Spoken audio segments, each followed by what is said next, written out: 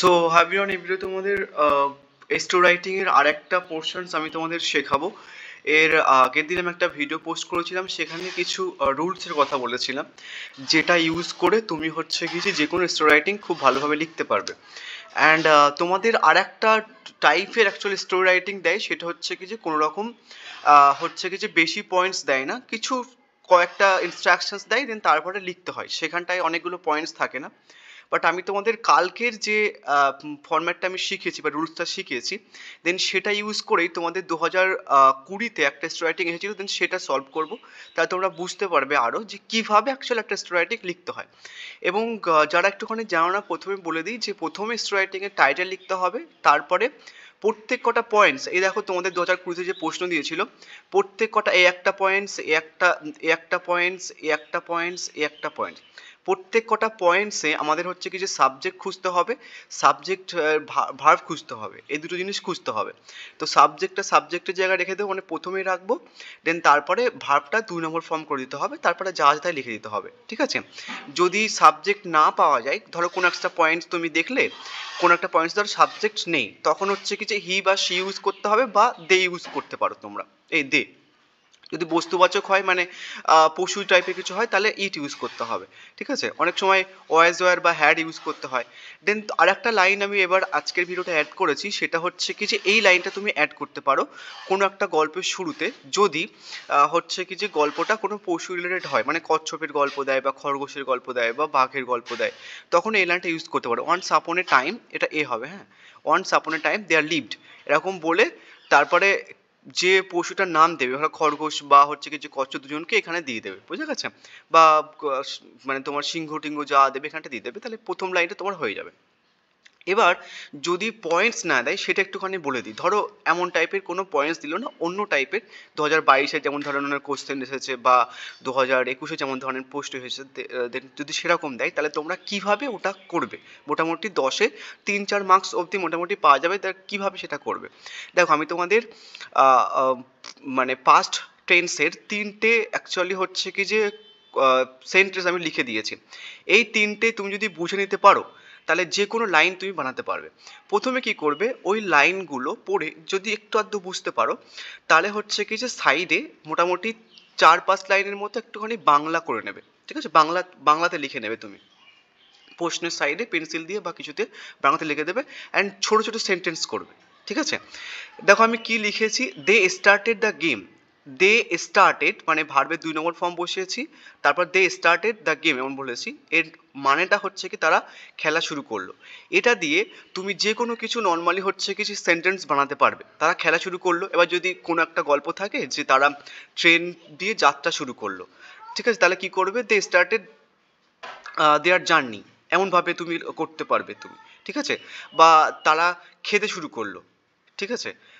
They started the মিল, মানে তারা খেতে শুরু করলো, ঠিক আছে? এমনভাবে তুমি হচ্ছে কি যে কোনো সেন্টেন্স বানাতে পারবে, যে তারা খেলা শুরু করলো, তারা খেতে শুরু করলো, তারা যাত্রা শুরু করলো, তারা দেখতে শুরু করলো, তারা হচ্ছে কি যে যেতে শুরু করলো। তো এমনভাবে তুমি যে কোনো সেন্টেন্স কিন্তু বানাতে পারবে। আর একটা দিয়েছি সেন্টেন্স, সেটা হচ্ছে কি they were starting the game. এর মানে কি তারা খেলা শুরু করছিল, তারা খেলা শুরু করছিল। তাহলে কি হবে, সেম দে ওয়ার স্টার্টিং বসালেই মানেটাও চেঞ্জ হয়ে যাবে। স্টার্টেড বসালে যেমন তারা খেলা শুরু করলো হবে, দে ওয়ার স্টার্টিং বসালে তারা খেলা শুরু করছিল হবে। তাহলে তারা খেলা শুরু করছিল, তারা যাত্রা শুরু করছিল, তারা দেখা শুরু করছিল, তারা মানে যাওয়া শুরু করছিল। তো এমন ধরনের সেন্টেন্স তুমি এই যে ওয়ার স্টার্টিং দিয়ে কিন্তু হচ্ছে কি ওয়ার বসিয়ে, তারপর হচ্ছে কি যে ভার্বটা থাকবে সেই ভার্বের আইএনজি বসালেই কিন্তু মোটামুটি তুমি একটা সেন্টেন্স বানাতে পারবে। নেক্সট হচ্ছে কি দেখো, হ্যাড স্টার্টেড মানেটা কি, হ্যাড স্টার্টেড দেখো ওয়ার স্টার্টিং আর হ্যাড স্টার্টেড বসিয়েছি আমি, জাস্ট একটুখানি ওয়ারটা হ্যাড করে দিয়েছি। এর মানেটা কি দাঁড়াবে, তাহলে তারা খেলা শুরু করেছিল, এটা করছিল, এটা করেছিল। দেখো প্রথমে 3টের মানে বোঝো, তারা খেলা শুরু করলো, তারা খেলা শুরু করছিল, তারা খেলা শুরু করেছিল, করছিল আর করেছিল। তো হ্যাড স্টার্টেড মানে হ্যাড বসালেই বা ওয়ার বসালেই বা স্টার্টেড বসালেই ভার্বের কেমন ধরনের করলো হবে কিনা, করছিল হবে কিনা বা করেছিল হবে কিনা তুমি কিন্তু করতে পারবে। তারা যাত্রা শুরু করেছিল, তারা খাওয়া শুরু করেছিল, তারা হচ্ছে কি যে দেখা শুরু করেছিল, করছিল আলাদা, করেছিল আলাদা, করলো আলাদা। তো এই তিনটে তুমি যদি বুঝে নিতে পারো তাহলে মোটামুটি তুমি কিন্তু 5-6 লাইন লিখতে পারবে। এবার আসি এই গল্পটার ক্ষেত্রে, ওই যে রুলসটা আমি তোমাদের কালকে শিখিয়েছিলাম দেন সেটা কিভাবে ইউজ করবে। তো যেহেতু এখানটায় পশু রিলেটেড কিছু নেই, এই ওয়েলদি বিজনেসম্যান গল্পটা একটুখানি ছোট করে বলে দিই। একটা মানে খুব রিচ বিজনেসম্যান থাকে এবং তার 30তম বার্থডেতে সে হচ্ছে কি যে একা বসে থাকে, এবং কিছুক্ষণ পর একটা চোর আসে এবং চোরটাকে হচ্ছে কি যে বিজনেসম্যানটা কিছু খাবার দাবার দেয় এবং কিছু টাকা টাকা দেয়, ঠিক আছে। এবং তারপর হচ্ছে কি চোরটাকে থ্যাঙ্কস বলে এবং চোরটা হচ্ছে কি যে চলে যায়, যে আমি একা বসেছিলাম, আমাকে কোম্পানি দেওয়ার জন্য থ্যাঙ্কস। দেন তারপর চোরটা চলে যায়। দেন তারপরে 60th মানে 60তম জন্মদিনের দিনেও বিজনেসম্যানটা একা বসেছিল। আহ, এখন সে আর বিজনেসম্যান নেই, তার বিজনেস সমস্ত কিছু শেষ হয়ে গেছে এবং তার কাছে না কোনো খাবার আছে না কোনো ড্রিঙ্কের কিছু রয়েছে। বাট হঠাৎ তার ঘরে রিং বেল বাজে এবং তারপর একটা ম্যান আর কি ঘরের মধ্যে ঢোকে। দেন তারপরে বিজনেসম্যানটা দেখে সেই ওল্ড ম্যানটা যাকে সে খাবার দাবার দিয়েছিল তার 30th বার্থডেতে। এবং তারপরে সে থিপটা কী করে, সে এখন বিশাল বড় বিজনেসম্যান হয়ে যায় এবং ওই মানে আগের যে বিজনেসম্যান যেটা এখন ফকির হয়ে গেছে তাকে কিছু খাবার দাবার দেয়, ঠিক আছে। এটা টোটাল গল্পটা। সো আমরা প্রত্যেক কটা পয়েন্টস, এই যে রুলসটা আমরা শিখেছিলাম কিছুদিন আগে বা কালকে, সেটা আমরা কাজে লাগাবো। দেখো প্রথমে একটা পয়েন্ট দিয়েছে ওয়েলদি বিজনেসম্যান। সো আমরা এই যে ওয়ান্স আপন এ টাইম দে আর লিভড, এটা দিয়ে শুরু করতে পারবো না। আমরা শুরু করব যে জাস্ট এটা দিয়ে শুরু করব যে এ ওয়েলদি বিজনেসম্যান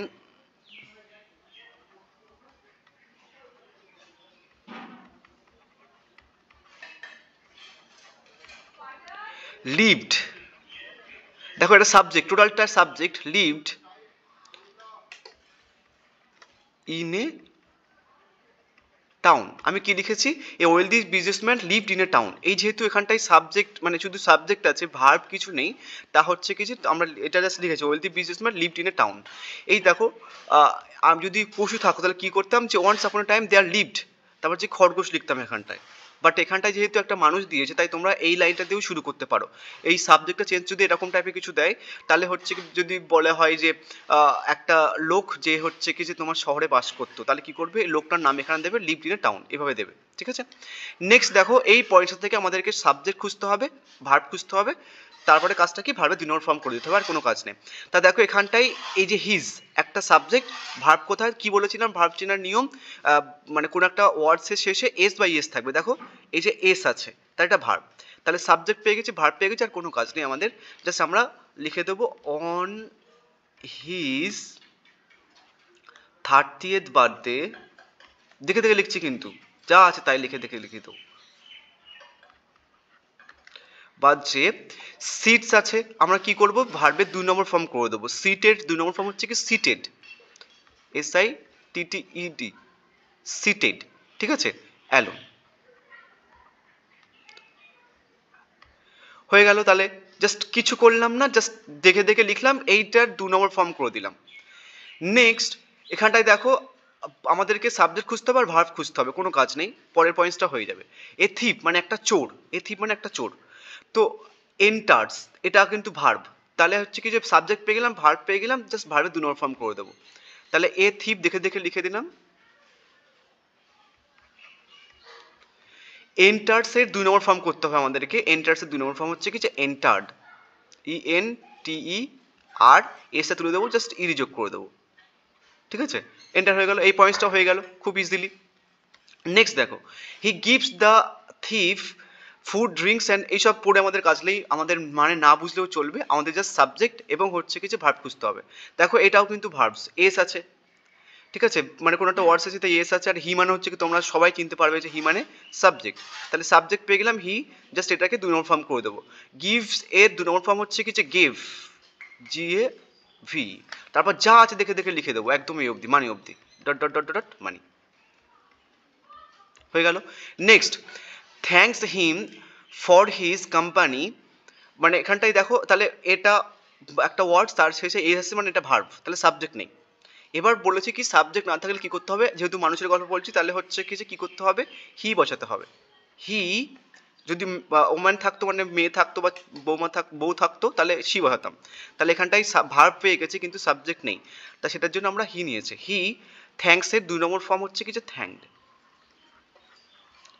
কিচ্ছু করিনি, জাস্ট এখানটায় এই যে এইচটা তুলে দিয়েছি, ইডি যোগ করে দিয়েছি, আর এর আগে একটা সাবজেক্ট বসেছে হি। তারপর দেখে দেখে একদম পুরো লিখে দেবো, জাস্ট কোম্পানি অবধি, এই অবধি লিখে দেবো, হয়ে গেল। এবার দেখো থিফ লিভস, এই পয়েন্টসের ক্ষেত্রে দেখো সাবজেক্ট পেয়ে গেছি আমরা, সাবজেক্ট কি থিফ, ঠিক আছে। এই যে এস আছে মানে ভার্ব, এটা ভার্বও পেয়ে গেছি, তাহলে এসটা তুলে দেবো, জাস্ট ইডি যোগ করে দেবো, হয়ে গেল, বুঝে গেছে। নেক্সট দেখো এখানটাই নর্মালি হচ্ছে কি জাস্ট এই পয়েন্টসটার মতো, এই যে সিটসের সিডেড করতে হবে, জাস্ট এই পয়েন্টটা একই রাখলেই চলবে, এখানটা কিছু চেঞ্জ করার দরকার নেই। এই যে ভার্ব আছে এটা হচ্ছে কি জাস্ট সিটেড হবে, একই, মানে জাস্ট এই লাইনটা এখানটায় হয়ে যাবে তাহলে। এবার দেখো he is now a poor man after his business closed, এবার কি বলেছে যে ইজ রাখা যাবে না, ইজ আর রাখা যাবে না, তাহলে হি ওয়াজ তুলে দিয়ে, মানে ইজটা তুলে দিয়ে ওয়াজ করে দেবো আমরা, তারপর যা আছে তাই লিখে দেবো, সেম, হয়ে গেল, বুঝতে পেরেছো। নো ফুড অর ড্রিঙ্কস, এবার এখানটায় হচ্ছে কি যে তুমি একটা লাইন বানাতে পারো, আদারওয়াইজ হচ্ছে কি তুমি এই যে লাইনটার সঙ্গে, ঠিক আছে, মানে এই লাইনটার সঙ্গে নর্মাল হচ্ছে কি যোগ করে দিতে পারো, and no food and drinks, কি করবে, he was now a poor man after his business closes and no food or drinks, ঠিক আছে, এটা হয়ে গেল। বিল রিংস, এবার দেখো সরি বেল রিংস, বেল মানে বেল মানে হচ্ছে কি ঘন্টা যেটা বলা হয়, রিংস এবার হচ্ছে কি এটা ভার্ব, তাহলে এস আছে মানে বুঝতে পারছো তোমরা ভার্ব এটা, তাহলে কি করতে হবে বেল, পরের এতগুলো তো পয়েন্টস হয়ে গেল আমাদের, বেলটা বেল রাখতে হবে, সাবজেক্ট পেয়ে গেলাম, রিংসের 2 নম্বর ফর্ম হচ্ছে কি যে rang, R A N G, rang, হয়ে গেল। এ ম্যান এন্টার্স, দেখো এই ম্যান সাবজেক্ট, এন্টার্স এস আছে মানে ভার্ব, জাস্ট 2 নম্বর ফর্ম করতে হবে, এন্টার্স এর 2 নম্বর ফর্ম তোমরা অলরেডি আগে কিছুক্ষণ আগে করেছো, জাস্ট এসে তুলে দিয়ে ইডি যোগ করতে হবে, এই পয়েন্টসটা হয়ে যাবে। দ্য ওল্ড থিফ, ঠিক আছে, জাস্ট এই সাথে যোগ করে দিয়ে অ্যান্ড ওল্ড থিফ করে দিলে হয়ে যাবে। এবার দেখো এই পয়েন্টস কিভাবে করবে, হি কামস, তাহলে হি সাবজেক্ট, কামস হচ্ছে কি যে এস আছে মানে ভার্ব, বুঝতে পারছো, তাহলে কামসের 2 নম্বর ফর্ম করতে হবে, কামসের 2 নম্বর হচ্ছে কি যে কেম, তাহলে কি করতে হবে হি কেম, তারপর যা তাই দেখে দেবো, ঠিক আছে। দেখলে যদি তোমরা জানতে 2020 যদি তোমরা যদি পরীক্ষা দিতে যদি জানতে এই রুলসটা যেভাবে আমরা করলাম, একদম সহজ না, একদম জাস্ট নর্মালি জাস্ট ভার্বের 2 নম্বর ফর্ম হতে হবে, হয়ে যাবে। যদি এরকম ধরনের আসে তোমরা কিন্তু ইজিলি এটা করতে পারবে, আর যদি পয়েন্টসগুলো আসে তাহলে এইগুলো ভালো করে একটু দেখে নাও, যে কোনো একটা মানে ভার্বের যদি 2 নম্বর ফর্ম থাকে, ঠিক আছে, তাহলে হচ্ছে কি যে কি মানে হবে, তারা খেলা করলো, আর যদি এখানটায় যদি আমি দেখো একটা ভার্ব দিয়ে কত রকম ভাবে কিন্তু তুমি হচ্ছে কি যে লাইন তৈরি করতে পারবে, এটা দেখে নিও।